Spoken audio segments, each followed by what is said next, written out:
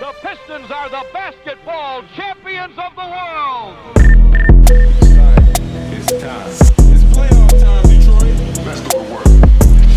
I got to puff up, you know what I'm saying? Detroit, I'm all the way in. Detroit Pistons, I'm all the way in. Let's do it. What up, Pistons fans, and welcome to a little appendix version of the Bust On podcast. We recorded yesterday, but of course, right when we get done recording, Isaiah Stewart and the Pistons agree to a 4-year, $64 million contract extension. So we thought we'd hop on a call and talk to you guys about it. Like I just mentioned, Isaiah Stewart and the Pistons agreed to a 4-year, $64 million contract extension. James Edwards reporting that it is probably going to average out to about 15 million a year, which could bump up to 16 with bonuses and such.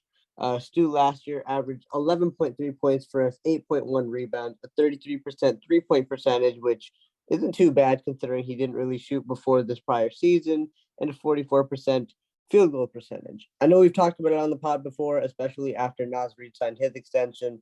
But Valley is first on my screen here. How are you feeling about this contract extension of Isaiah Stewart? I couldn't be more happy with the number of years and the amount we're paying him. I'm really happy for Isaiah Stewart as well. He's more than earned this. He started out as our third string center in the preseason, and the first time he ever set the court in a preseason game, he got ejected about 5 minutes in.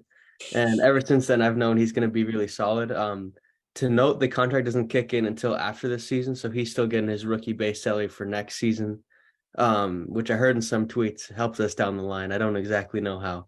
But for what Stewart is right now, $15 million a year for an 11-8 guy who can guard a lot of positions is absolutely worth it. But then you have to take into consideration the fact that he's going to improve, the three-point shot's going to get better. I think this contract is going to be such a bargain a few years down the line from now. If not, it already is. 100%. Gabe, you are with us here on this little Stu talk session. How are you feeling about this Stu extension? Yeah, it kind of came at the perfect time, I think. The price, I think it's kind of what we expected. Maybe the casual fan would have thought more of like a Marvin Bagley type deal. But I think Valley nailed it. This is a perfect price for him. It gives him room to grow into it. You know, we can next contract, it might be more, it might be the same. It doesn't lock us up terribly.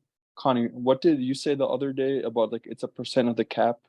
Oh, right. So I think it's always a pet peeve of mine when we talk about contracts in number values, because like if a contract is a consistent number value, then it becomes smaller relative to the cap over time. There's about a 10% increase in the salary cap every year. We're going to be at about $130 million this coming season. So Stu's 15 million in this 130 is about 11.5% of the cap. So he's taking up 11.5% of what we can't spend on our team. At the end of those 4 years, when it is that team option, if it's still 15 million, the cap's going to be around 200 million. And so that's about 7 or 8% of the cap. So like, he is going to, over this, like the course of this contract, take up like a really small part of what we have to team build with. That's why, I love this contract so much. Like even big contracts, they become small contracts over time. Like Damian Lillard making 600 million in that time is 30% of the cap, which is about what like really good players take. And so this is a contract that can be really easily built around now and even in the future when we eventually have to start paying guys a lot of money. Oh, for sure. Any quick Stu predictions for this upcoming season? I guess the big one is what's his 3-point percentage going to be? Anyone got any ideas? I'll say 36%. I was going to say 35.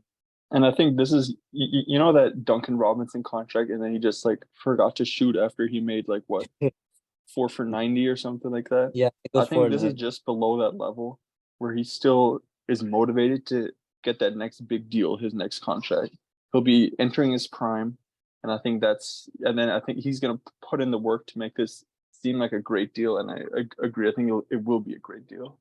Yeah, and I think you said on the pod before that you would be perfectly happy paying Stu $20 million a year. So you're probably seeing this as a huge steal from our side. And remember, a pod or two ago with our friend from Bleacher Report, it was right after Nas Reed signed his extension, and that was 3-year 42. And I asked you guys, and you said if we could get him for that, that'd be great. But that's way too low. And it turned out we get him for about 1 or 2 more million annually. So it turned out to be a really good deal just based off of that. Now that I think about it, I think we do have to go back and listen to that because I think someone did say 64 exactly. Yeah, really?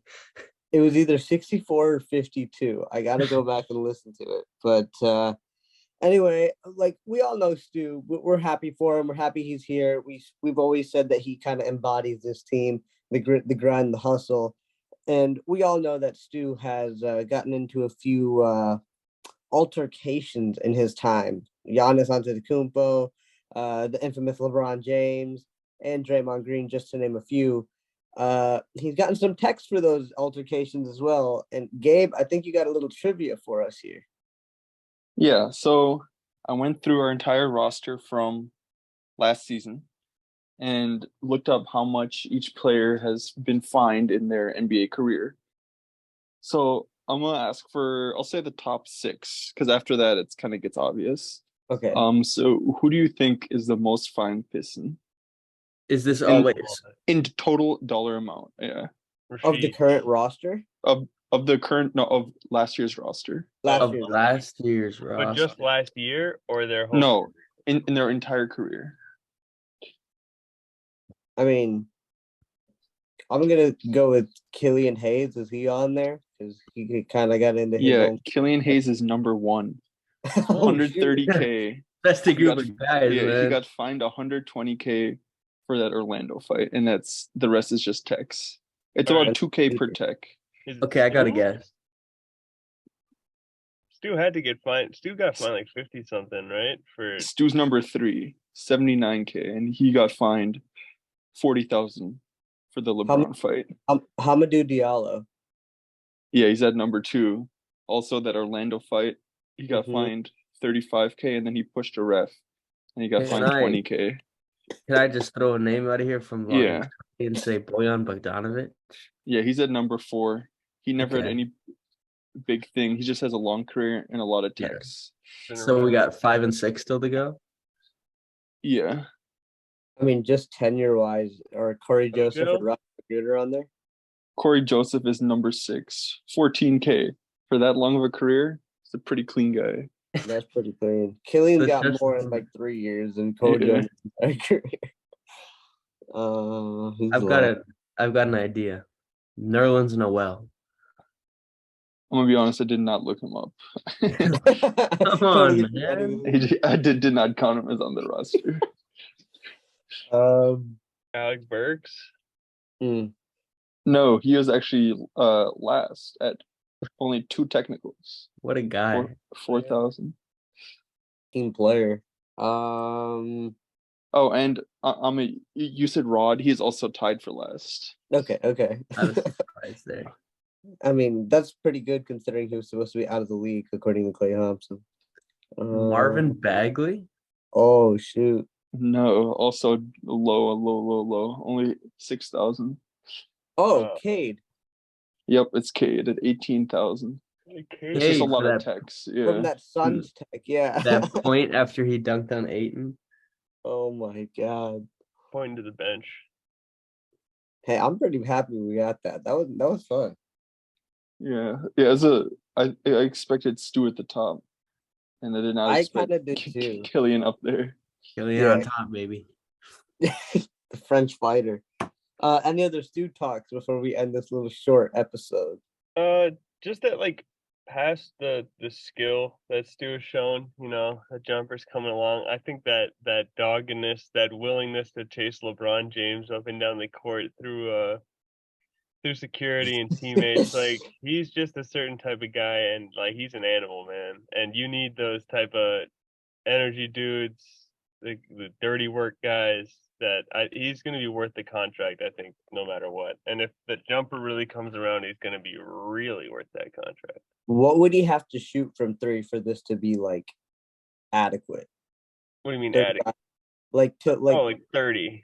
Yeah, Like third. if he does like if he doesn't shoot threes and does all the other stuff that he does, it's a fine contract. Okay, that's fair. That's fair. I think. The threes are just a bonus. I'm really I've got one more thing, if that's all right. yeah. Do you remember I don't know if it was about a month ago, it was this summer that we got a report that the Celtics were interested in Isaiah Stewart. Mhm. And in that same article, James Edwards wrote that other teams have called as well. And these are all like title contending level teams that wanted Isaiah Stewart this summer. And I think that just speaks onto how much our front office believes in him. And people around the league believe in him to be a guy to play on championship teams. Gabe has said it a ton that he's got that perfect Al Horford type of role. Maybe a Bruce Brown kind of role, even where he's just that perfect fourth or fifth guy on a championship team. That makes it. Has anyone read the article Edwards put out yesterday? Because he had some stuff in there too. I think we could touch on that next time if no one's read it yet. Yeah, I have not. Yeah, we'll touch on that next time. But I'm really happy for Sue. I'm happy. He's part. I mean, I guess he was part of the original core four. And now he's got himself a contract extension. He's the first Troy Weaver draft pick to solidify his spot on this team. So, He's and also he- he's the go. first guy from the 2020 class to get an extension that is not a max extension. I don't know if that's a good or a bad thing. It's good for us. Yeah, good for us. Is it though? Because if we were maxing him, he'd be a lot better. Who's next then for the extension? Killian Hayes. Is it Killian? Yeah. Did you see Gabe? He signed a 4-year 160. Yeah.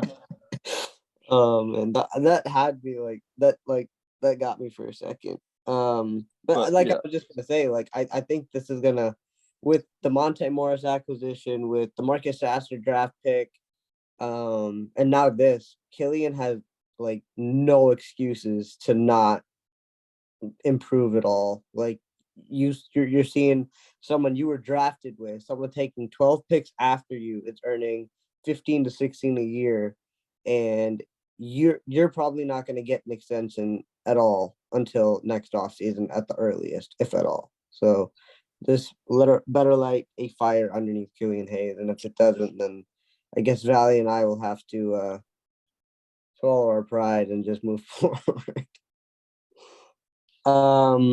Any other thoughts before we get out of here? Yeah, sounds good. Well, thank you guys for listening to this little short episode of the Buffs On podcast. I'm going to put this at the beginning of the pod we recorded yesterday. So let's not delay that any further. We'll jump straight into that. What up, though, Pistons fans, and welcome to another episode of the Buffs On podcast. We are the best POD in the 313. We got some Pistons basketball to talk about. Connie's here, Valley's here. So Valley's first on my screen. Let's jump straight into it. Valley, how are we feeling about having Pistons basketball back? Dude, just great to watch basketball again, in any capacity, but especially Pistons basketball. Definitely a lot of things that excited me in these two games, but a few questions of points of concern for me as well. But just excited to watch those guys a little bit again. For sure. Connie, any immediate thoughts before we go into a little bit more of a deep dive? It's just good to have, hoops back on. I moved away from home. I don't quite have the same social life that I did. I love spending my evening. I'm not spending my evenings watching basketball. It's not a lot that I'm doing. So, yeah, love it when there's basketball on. For sure. Let's go straight into it. James Wiseman stood out first and foremost. He's scoring the ball. He's hit a couple threes. Airballed one of them in the first game, but hit a couple topside long guns. He's running. I really wish he finished that hammer on Jabari, though. I think that's my biggest wish from this past couple of games. But Valley, I know you got a couple notes on each guy. What do you got on James Wiseman? A few things stood out to me with him. I think first of all is he was noticeable in the defensive end. I think mainly in a rim protection sense, but he had a couple of really nice blocks where he was just a help defender down low. But despite getting cooked by Jabari Smith Jr., I thought he was pretty decent on defense over the course of the two games, not just in terms of rim protection. I still think there's room for a lot of room for improvement there, especially on the defensive rotations. That's what I didn't really like, but He was a beast down low, man. In terms of just finishing, a lot of drop off buckets. Whenever he gets in that within 5 feet of the basket, you can tell it's just going up. He had a one really nice and one. I think it was the second half of that first game, and it got me hype. He was pretty excited too. But I like what I saw from Wiseman. Room for optimism now. There's some there for me. Great. Connie, your thoughts? I thought what we've been seeing from Wiseman, like, there's no difference from what we saw this past season. Like, sure, he dominated some aspects. He's also going into his 4th year as an NBA player and playing in the summer league. Like, you ought to dominate. His defense, especially on the perimeter against Jabari, like, he's just getting blown by left and right. Like, I don't put too much into summer league defense. Like, I doubt they're not going 100%, so it doesn't really matter. But what I was most kind of distraught by is that the offensive game looks exactly the same. Like, there was some fluid stuff. There was that coast to coast, but we saw him do coast to coast last season too. Like, he can do it. And when he screen and rolls, he's a good screen and roll finisher. But those goddamn put his ass on the block in the paint and just miss turnaround hook shots, he's not good. He's not a good post player. He just has sort of the appearance of a good post player and really likes to post up. Yeah, you can't read too much into summer league, but it just looked like more of the same from Wiseman to me, which yeah. Can I ask? I guess that begs the follow-up question. What did you want to see? That's exactly what I wanted to ask. Yeah. Maybe hit some of those hook shots at a good percentage. You're being guarded by dudes that are much smaller than you and are not NBA players. Hold on, I had these stats pulled up somewhere. I guess not. But he didn't shoot a good percentage, and he only takes dinkers and dumpers within 3 feet. I don't really care about the missed 3-pointers. He hit a couple too. He had some interior passing with Wiseman, but Wiseman seems like the only person that he's willing to pass the ball to. Just didn't really want to give it off to anybody else. Like, this past game, he was 7 for 17, and he takes only interior shots. That's just, and this is against low level competition. It's just it doesn't work. You can't post up. That's fair, but I also feel like he's getting the ball a lot more than he would in the regular season anyway. So I feel like this is just kind of out process. If you cut the fat and all he's doing is running pick and rolls, it's great. It's fine. This just has further cemented to me that Wiseman is not gonna be a star level player. He's a role player. I mean, he could be a good role player if he just protects the hoop and rolls and finishes plays. He's a play finisher. The same thing with Marvin Bagley. When they start being playmakers is when their game falls off a cliff because they're not good at it. Or not good at it at an NBA level. But he could be a good play finisher. He's big. Yeah, fair enough. I like that one backdoor cut pass he had to Duran too. So hopefully we can see that a few times. Mm-hmm. But he also just does not kick out to the perimeter, man. They get send 2 dudes down to the post. He is not passing out. Are you thinking more Rockets game or Magic game? Because I feel like nobody kicked out in the Rockets game because everyone was just missing everything. Yeah, I guess I get it for the Rockets game, but yeah. Let's see. Hopefully he plays the final 2 games. I kind of wanted to touch on Jaden Ivey, catch your guys' thoughts. Valley, your thoughts on Jaden Ivey through the first 2 games? Well, that first game was really disappointing. I thought he was going to come out and right away just looked like he didn't belong. Kind of like how Jabari Smith Jr. looked against us yesterday. But he's definitely a level above these players he's playing against. There's no question about it. In terms of just skill ability and obviously in terms of athletic ability, he should be getting, if he wanted to, 30, 40, like these other guys that just clearly don't belong. I thought he did a much better job in the second half against Houston. He came out and dropped, 13 third quarter points? But it looked a lot more solid. I think he ended 22 and 10 that game as well. He did. That's a bit more of what I expected from him. I don't know if it was him not being in that gear, not giving 100%. It's summer league. I don't want to get hurt. I want to be here for the regular season. But that doesn't seem like Jaden Ivey to me, with all the, Mamba mentality type of stories we hear. You wouldn't expect him to just, struggle and then call it quits, So I'm excited to see if that brings him in for another game just to prove that he has been working so hard on that jump shot. But one other thing I want to point out with him was that really stupid fast break pass. I think it was a 3-on-1, and he goes no look into the corner, and nobody's in the corner. And this was against Houston. And those stupid things, those fast break decisions, were a problem of his in the regular season during his rookie year. A lot of times he'd be on the fast break and almost force a no look pass, and did the same thing here. So there's still aspects for the game where you see, oh, he's still got to learn to slow down, and control his speed. But for the most part, I'm optimistic with the way he ended the game against Houston. But overall, I would have loved to see just more shot making in general. Makes sense. And I was gonna bring up too, like I thought it was a little ironic that in our half court offense, he was the guy that was slowing us down. He would catch the ball at like the right wing and would just like wait for the screen and then try to navigate the screen, keep the guy on his back. So it's nice to see him kind of have that give and go. But I like that. I like the speed differentiating in the speed, but I feel like sometimes, especially in summer league, like if you can dominate, just dominate. Like I know you want to work on things, but at a certain level, like you said, he needs to have his, quote unquote Jabari breakout game. And I think you're right. I think he will go one more until he does have that game before he calls it quits for summer league. Connie, your thoughts on Jaden Ivey? I thought he was a lot better in that second game, and he just looked more decisive. That first game, it seemed like he was really just shaking off rust. Yeah.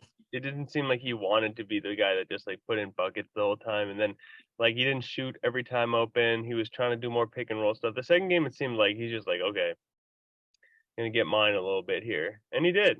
And in that, he gets other people involved, and so like, yeah, I think the first game was just shaking off some rust of the off season, and he's gonna be fine. Like he looked like Jaden in the second game. Yeah, a lot of guys on Bleacher Report are saying like, "See, I told you we should have taken Keegan or Ben Math," and I'm like, "Dude, it's summer league, chill." I'm not worried about Jaden Ivey at all. Another guy I'm not worried about that I've kind of been that a lot of Pistons fans have been happy to see so far, Asar Thompson, just stuffing the stat sheets, doing the right things. His playmaking is as advertised, maybe a little bit above. I really like what I've seen from Asar Thompson. What about you, Valley? Yeah, I like what I've seen from him, but can I just really quick pin one more thing with Jaden Ivey? Yeah, shoot. Defense was a big point of concern for him last year, and I thought he looked much better over the course of the two games on the defensive side of things. Not just a few pickpockets he had like out in the open court. I just thought his rotations were better, his contests were better, and he was using that long and athletic frame. I don't know if anything he did stood out to you guys on the defensive end, but that actually caught my eye when I was watching last night. Yeah, word for word, exactly what you said. Awesome. Then yeah, I like what I saw from Asar, but my only complaint is I would have liked to see more. I feel like in that first game, nothing was really coming to him, and then to start the game against Houston, a few shots came his way, but he kind of forced them. And he doesn't seem like a very natural scorer of the ball. He had that one where he faded baseline and pretty much airballed a little 12-footer. The pull-up three looks okay, and the free throw, like they kind of look mechanical to me, and not like a really free jump shot for him. But I like what I saw from him on the defensive end. Like you said, he stuffed the stat sheet, multiple blocks, multiple steals, game after game. I think that's something we can expect from day one at a very high level from him. But going forward, I hope he plays more, and I hope he just gets the ball more, man. Like I just want to see him get some shots up because he looks dangerous on the drive, but he didn't do it enough for me, and I placed that 70% on the other guys. But I also want to see him be a bit more aggressive, get into the hole. I do too. I wanted to see him do a little bit more playmaking. I felt like at least there were stretches in the first and second game where we were at our best when he was the one distributing, and it was in transition. So I was kind of hoping he would get the ball more, do his thing. But I really liked what I've seen from him, and I think we put him on Jabari in that second game too, and he kind of showed a little bit of that defensive versatility. Connie, your thoughts on Asar Thompson through the first two games? He looks like a great connective piece. He's a quick decision maker, quick passer, and those passes are on time, on target. He can do it with both hands. He does it without like needing to sort of set up the pass. It can like sort of just touch his hands and then it's immediately out, which tells me that he sees the floor at a very high level. Like he sees the play before the play. Like there was one where he got a pass and then instantly just launched it up for a Jalen Duren alley-oop. He caught it on the fast break, took one dribble, rifled a one-handed pass to James Wiseman for a slam. Those are all things that I'm super high on. One thing that stood out for me, I'm going to keep going positive. I have some negatives that I want to talk. I want to do a little bit of hating, but I want to do the positive stuff first. Rebounding. He gets after it on the glass, offensive and defensive end. He had a couple that I think eventually got taken by Duren, but he could have gotten a couple offensive rebounds both games. He crashes the glass hard with just that like sort of like what's the toy called? Pogo stick. He kind of looks like he's on a pogo stick because he just like there's not much movement to the jump. He just kind of boings up with his arms up and he's just like up there in like half a second. He can catch lobs with that same sort of just like quick bounce ability. He's super fluid. He had that one not chase down, but from behind block on I think, was it Whitmore? I think it was Whitmore. It was Whitmore last game. So the defensive end, I love it. I love him as a connecting piece. His own offense and self-creation offense looked rough. There was one he had like a Euro step where he really didn't get anywhere against Whitmore and just got packed. Valley mentioned that turnaround. There's a couple of there was like a streak of like 3 or 4 offensive possessions on him that I was like, damn, this is not good. But he does so much other stuff that I'm willing to look over it for now. That and his handle it looks cool. It doesn't look very efficient right now. Like he can lose the ball a little bit. I don't know if he can quite get to the spots that he wants to go to. But I think if he can start hitting that pull up mid range jumper, I think a lot more goes his way. And just hitting those shooting threes. I want him to shoot more. Like just shoot more. Like everybody, like our whole team is just chucking and breaking threes. Just chuck and break threes. Yeah, if I'm gonna see bricks from anybody, I want to see bricks from Asar Thompson because that means he's at least trying, right? I don't, you know. You want a player comp that might makes me a little bit upset? Okay. A bigger, more athletic Killian Hayes. Oh, Because the man can't really self-create for himself. Connective piece. I think he's smarter than Killian Hayes. He's quicker with the pass. Like he has better vision than Killian. They might have the same passing ability. I think Asar has better vision. Like he sees it. I think Asar is just more decisive. Killian's a little more too hesitant. He just makes the pass rather than dribble. Yeah, I was watching. I don't know how it came up, but I was watching Killian highlights, and I was watching Wiseman highlights, and a couple of them were from Killian. You could just see like Killian just like know he wants to pass the ball to James, knew how he wanted to get it to him, but just paused when he did it, and it led to like a bad pass. So another guy I want to shoot a lot more, Marcus Sasser. He's hit a couple tough shots so far, a couple nice side steps. Had a nice big sidestep in the corner yesterday. But Valley, your thoughts on Marcus Sasser so far? I think he's shown he's got like a really NBA ready role as kind of like an off-ball guard. Yeah. He's just a really good perimeter defender. But like you said, Amit, you were right on. I want him to shoot more. He went 2 for 6 and 1 for 4. Not the greatest, but I feel like he still showed some impressive shot making. And when he put up a shot, I honestly just would expect it to drop. I just want more volume out of him. But what we saw, we got what was advertised, a very solid perimeter defender. His height does sometimes, hinder him a little bit. But yeah, as we have these 2, 3, however many more summer league games we have, as the other guys sit out, I definitely want to see Sasser getting up to 15, 20 shot attempts per game. I just want to see, I don't know, just more shots from him because the shots that he took were a bit complicated, I think, sometimes like these step backs when the initial catch and shoot was there. And I think if he just has the mentality to shoot more, more of those will just be catch and shoot with your feet set. Yeah. Connie, your thoughts on Sasser? That last thing was my exact thought on Sasser. If he can just like change the mentality a little bit from I'm gonna fake and then see what happens to like once this ball touches my hand, it's going up. I think that would be it's gonna take a big like not obviously not every time, but if it's like if it's open, I'm going up with this shot would be a big change to his mentality and I think it's like a big positive for his like ability. Yeah, and unfortunately, like I'm kind of stuck on this one because I feel like I want the ball to be in Sasser's hands a little bit more so that he can come off screens when guys go under and just fire away because he's efficient at those. But at the same time, he's not gonna have the ball in his hands really at all unless it's like you said, just like catch and go up with it. So it's kind of like he's not going to be utilized to his fullest all the time, but I But definitely want like to see him shoot more. he's never gonna be that Never, for an NBA team. Like he doesn't. never. He's a good shooter. I don't think he has enough of like all the other stuff to be like a guy No, that yeah, you're dumping like pick and roll plays to. So like if you could change that shot profile from him getting an on ball screen and pulling up to maybe getting a pin down screen and pulling up like in a catch and shoot in an off ball situation, I think that makes him so much more valuable. And I think yeah, with the stroke and the speed of the stroke and the balance and the ability to shoot it on the move with the ball in his hands, I think that can translate to being a good catch and shoot, a good spacer. exactly. And his range is incredible too, which is a huge plus. Who else should we talk about here? Jalen Duren. We didn't touch on Jalen Duren yet. JD, Um, he best just, best player in the summer league for us so far for yeah, for sure. He just looks, I guess, comfortable. I guess that's the word I would go with. Connie, your thoughts on JD right now? I mean, you know what I said last season, top three pick of centers in the Eastern Conference. He's that jumper is something.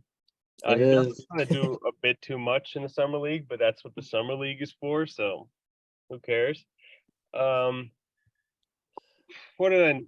This tough not to like stuff from his offensive game. He's really doing it on most of the levels, and like it's always both for Wiseman and Dern. It's tough to judge because there's not good like creation. I guess there's Ivy.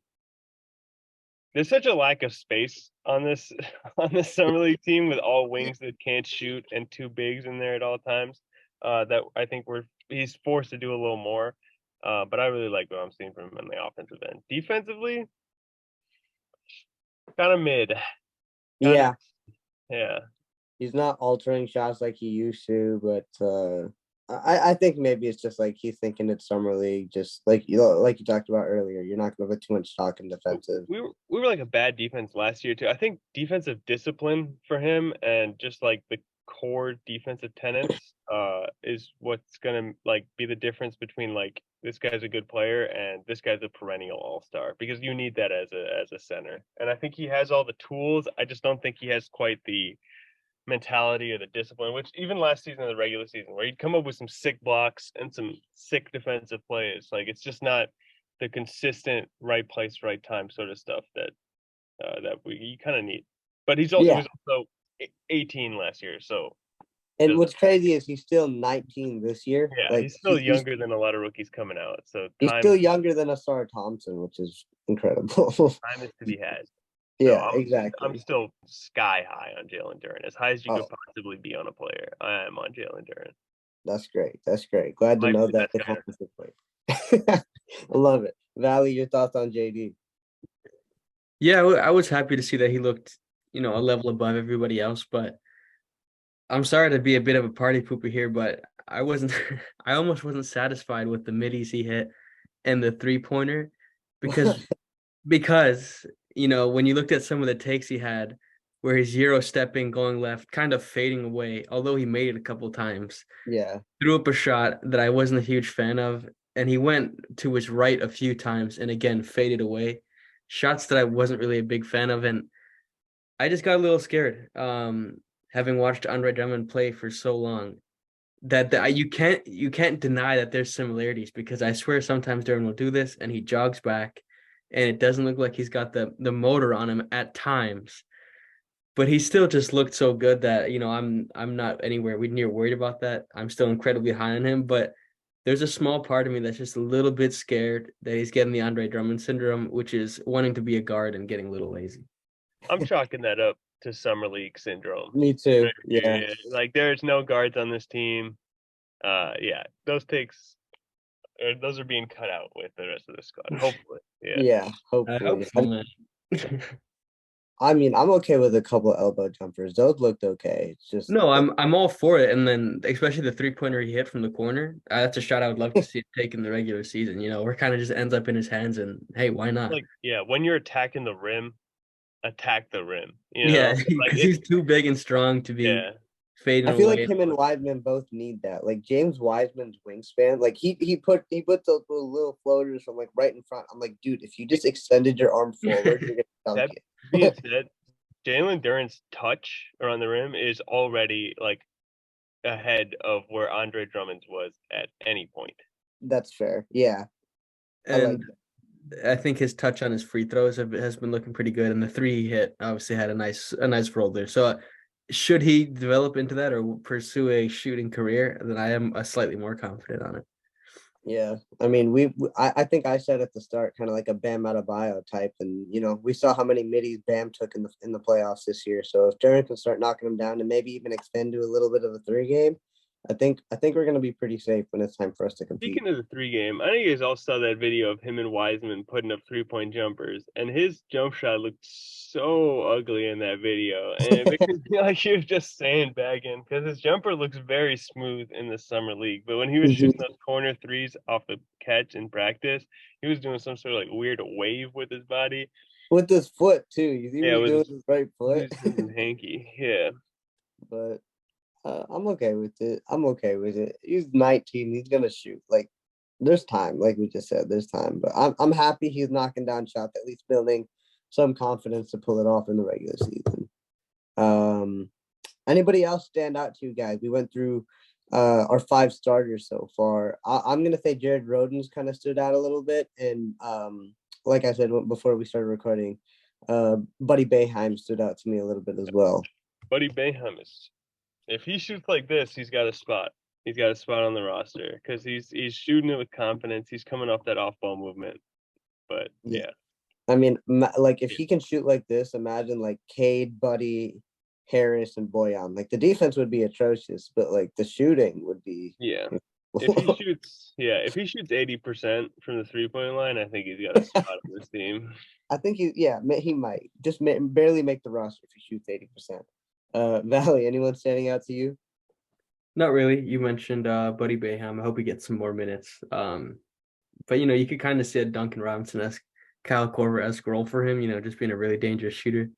But Stanley Mude, I thought, has been pretty decent on both sides of the ball. He's really long. I could see him, maybe getting a few more 10 days under Monty Williams. Yeah, I wouldn't mind it if he's going to keep shooting like this. Connie, any other additional notes before we move on to Buddy's just so small. Like he's listed at 6'6". There's no chance that he's 6'6".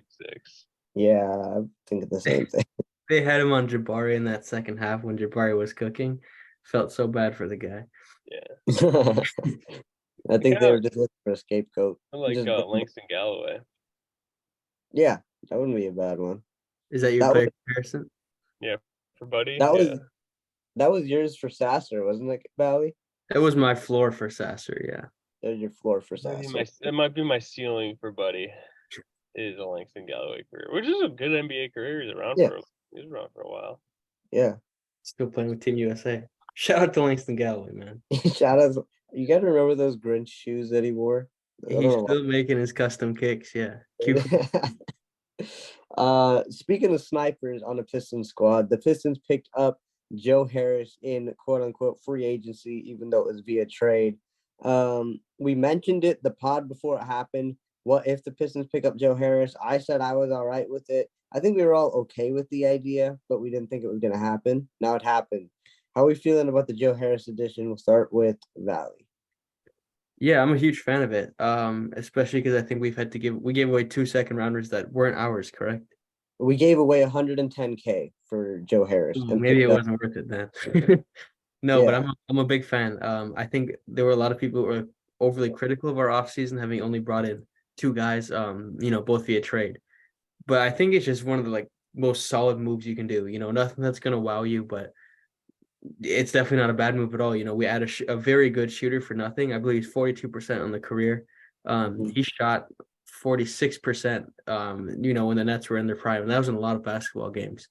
He's a relatively healthy guy. It's only recently he's had some injury issues, and that was only for one season. I'm not too concerned about that. I'm really excited Weaver got this done. We needed winning. It's a body out there. We needed shooting. You need shooting around Cade Cunningham. We got shooting. So I'm all for it. Thank you, and I'm so glad that I think Connie's going to say something very similar, but I'm glad we got more shooting, and I hate the Pistons community. We need shooting. We need shooting. We need shooting. We get one of the best shooters that you can get in the game. Why'd you get Joe Harris? Like, what's the big deal? Like, we got a shooter. We needed a shooter. So the more shooters we surround Kane with, the better off we will be. Connie, your thoughts on the Joe Harris acquisition? Yeah, he's a good shooter. He's a terrible defender. And he's really often injured nowadays. But I guess to the same, I've had those same conversations with people, with Mike specifically. Like, what the Pistons offseason sucked? What did they do? And I'm like, what did you want them to do? Because like, if the idea was like throw an offer at Cam Johnson, the Nets were always matching that. Like, they were gonna go to that money. If it was like go the Houston Rockets route and pay to pay like high end role players max money, I would prefer not to do that. We've done that. Don't want to do it again. Like there wasn't some move in the free agency that was gonna like catapult this team to the next level. I don't think like even if you traded like Bogey and like threw a first in there, like the caliber of player that you're getting, I don't think at this point is valuable enough to like boost us into like home court advantage. Like with the Cavs, for instance, they put down one season where they showed that they were a good team and then made a move. Like you gotta show. You don't make the win now move off a 22 win season. That's what I'm saying. Is like you build internally first and then put something more in. And with the moves we made here, like we got 2 second rounders to get Joe Harris. Like we gained those. Like I think in total this we lost Balsa and Balsa Koprivica and $100,000 and put in 2 good role players for the squad. Like it's not the jackpot free agency, but it's also like it's all right. We're looking for internal growth. I don't want a bunch of guys to take minutes away from the guys that I want to see grow here. So like I'm fine with it. Yeah. Yeah. That's all I ask. We'll go straight back to Connie here. Your thoughts on the Monte Morris acquisition too? That one I'm not huge on. I mean, again, it costed us nothing, so it's not like it costed us one of those 2 seconds. I'm pretty sure. Yeah, it was a 2027 second. I don't know if it was the same one we got for Joe Harris, but second in, second out. He's got a really good assist to turnover ratio, takes care of the ball, but I think a lot of his reputation was also built when he was playing with Denver and next to the guy that makes people look the best in the whole league in Nikola Jokic. He's definitely not as good as those times, but as long as we don't like overutilize him, if we use him in that Kojo role, now that Kojo's not around anymore, I'd very much like that. As a backup guy who, again, he doesn't turn the ball over, just like to settle some shit down every once in a while, like because there's going to be times when it gets too fast and too loose, and we put like 3 to 4 bad possessions together, and it's like you just want somebody that can play basketball. Yeah, I'm not mad at the acquisition at all, especially like you said, if he's in that Kojo role. He's only 28 years old, and he can shoot the ball a little bit. Like, again, defense may not be at its peak, but hey, we're trying. You can't fix everything at once, so we'll just try to take marginal wins when we can get them. Valley, your thoughts on the? A lot of the things I could say about the Joe Harris trade, I could say about the Monte Morris trade. Yeah. I'm a decent fan of it. We again add more shooting, 39% on his solid career. But what I like the most about this move is it's a Michigan guy. Flint. I believe he's Flint born and raised. Played his high school ball here. It was always a storyline when he came back to play at Little Caesars Arena. I know George Blaha and Greg Kelsey always mention it. So I'm happy to get him here. I think he's going to be great for the locker room. Someone that really enjoys being here, and when called upon, he'll be very steady. A point guard that knows how to steady a ship. Yeah. One more thing is both of these guys this is going to be the last year of their contract. Mm-hmm. So it's Monty Morris at 10 million, Joe Harris at 20 million, so that's $30 million. And then Bogi Bogdanovic. Is he also on his last year? I think it's non-guaranteed next year. Okay, so you have the possibility. So just with those two guys, you have the possibility of 2 expiring contracts at $30 million. Those are trade chips, my man. Those are trade chips. You could make it with Bogey, then you have $50 million to possibly trade. I'm saying, like, if there were a move in the future, those guys are trade chips. Yeah, I Like, mean, sweet spot contracts. yeah. So real quick, let's talk rotations. Who do you want to see starting? What is your ideal starting lineup for the Pistons next season? We'll start with Valley. Hasn't changed for me. It's Caden Ivey in the backcourt. And then you have Bojan, Stu, and Duren for me. Makes sense. Connie, your ideal starting lineup. You got to go with the same thing. I really can't argue with that. I like that one. I really hope it's not Wiseman. Yeah, I don't think it's gonna be. I mean, if we go into the season with the starting front court of what we started in summer league with, I think there's gonna be a little bit of a problem. But as much as I want to see a star start, I don't see it happening right now because he's not ready for that. Yeah, he's not ready for that exactly. What else you guys want to touch on? Anything else you guys had in mind coming into the pod? Yeah, the mid-season tournament. Yeah. Pistons group. So you're gonna play everybody in your. So for how you guys know how it works. No, could you fill me in as if I am a 2-year-old? I don't like change and I never read up on the new rule. Okay, so it's just part of the regular season, so it's no additional games. But you basically there's a group stage where there's 5 teams in each group. 3 groups per conference. You play each team twice in your group. The top team from each group will advances to the knockout stage, as well as other than the top team, the team with the best records out of any group that didn't get first. You know what I mean? And they're the wild card that advances then to a single elimination tournament of 4 in the West, 4 in the East, single elimination to the finals in Las Vegas. And the Pistons group is the 76ers, the Cavs, the Hawks, maybe, and the Pacers. Okay, I mean, at least Pacers and Pistons are going to be battling out for that group. Yeah, that'll be fun, actually. You know, I don't see a lot of. The only hope that I would see in that is that it is just like regular season games, and we might be able to pull it out. You know, maybe Embiid sits them, but I doubt it. I doubt it. I would be interested to see how serious teams take that. I honestly wouldn't expect Embiid to play in that. I mean, he's like as much as any other regular season game.